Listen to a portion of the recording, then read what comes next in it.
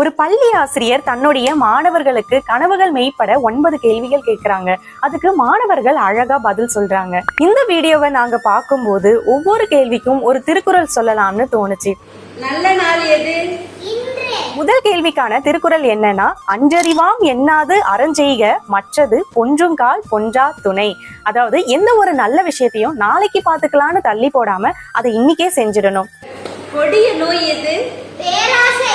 இன்பம் இடையராது ஈண்டும் அவ்வா என்னும் துன்பத்துள் துன்பம் கெடின். அதாவது பேராசைன்னு சொல்லக்கூடிய கொடிய நோயை நீக்கிட்டோம்னா நம்ம வாழ்க்கையில எப்போதும் இன்பம் மட்டும்தான் இருக்கும். சுலபமானது எது? குற்றம் காணல். அடுத்தவங்களோட குற்றம் காணல். இந்த கேள்விக்கான திருக்குறள், ஏதிலார் குற்றம் போல் தம் குற்றம் காண்கிற்பின் தீதுண்டோ மண்ணும் உயிர்க்கு. அதாவது அடுத்தவங்க கிட்ட குற்றத்தை பாக்குறதுக்கு முன்னாடி நம்ம கிட்ட இருக்கிற குற்றத்தை பார்த்தோம்னா வாழ்க்கையில துன்பமே இல்லை. வெகுமதி எது? மன்னிப்பு. இன்னா செய்தாரை ஒருத்தல் அவர்னான நன்னயம் செய்து விடல். நம்ம அடுத்தவங்களுக்கு கொடுக்கக்கூடிய சிறந்த வெகுமதி மன்னிப்பு. அதாவது ஒருத்தவங்க நமக்கு என்னதான் கெடுதல் செஞ்சிருந்தாலும் அவங்கள தண்டிக்கிறதுக்கு ஒரே வழி அவங்கள மன்னிச்சு விடுறது தாங்க. உயர்வுக்கு வழி உழைப்பு. அருமை உடைத்தென்று அசவாமை வேண்டும் பெருமை முயற்சி தரும். அதாவது நம்ம எந்த ஒரு விஷயத்தையும் கஷ்டம்னு நினைக்க கூடாது, நம்மளுடைய முயற்சியே பெருமை தரும். நழுவ விடக்கூடாதது வாய்ப்பு. இந்த கேள்விக்கான திருக்குறள், எய்தற்கு அரியது ஏய்ந்த கால் அந்நிலையே செய்தற்கு அரிய செயல். அதாவது அரிய வாய்ப்பு கிடைக்கும் போது அதை அப்பவே பயன்படுத்தி வாழ்க்கையில வெற்றி அடையணும். ஏன்னா வாய்ப்பு எல்லா நேரமும் கிடைக்காது.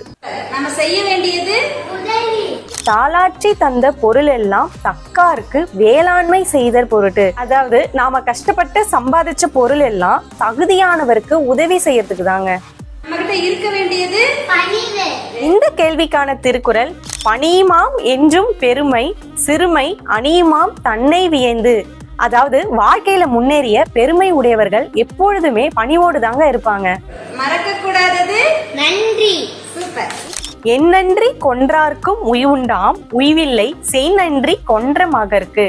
அதாவது ஒருத்தவங்க செஞ்ச நன்றியை மறக்கிற மாதிரி மோசமானது வேற எதுவுமே இல்லை. அதனால ஒருத்தவங்க செஞ்ச நன்றியை என்னைக்குமே மறக்க கூடாதுங்க. இந்த கேள்விகளுக்கு எங்களுக்கு தோணுன திருக்குறளை நாங்க சொல்லியிருக்கோம். இந்த கேள்விகளுக்கு உங்களுக்கு வேற ஏதாவது திருக்குறள் தோணுச்சுன்னா மறக்காம கமெண்ட் பண்ணுங்க. உங்க கனவுகள் மெய்ப்பட இந்த திருக்குறள்கள் ரொம்பவே முக்கியமானதாக இருக்கும். திருக்குறளோடு வாழ்வோம், நல்ல சமுதாயம் உருவாக்குவோம். நன்றி.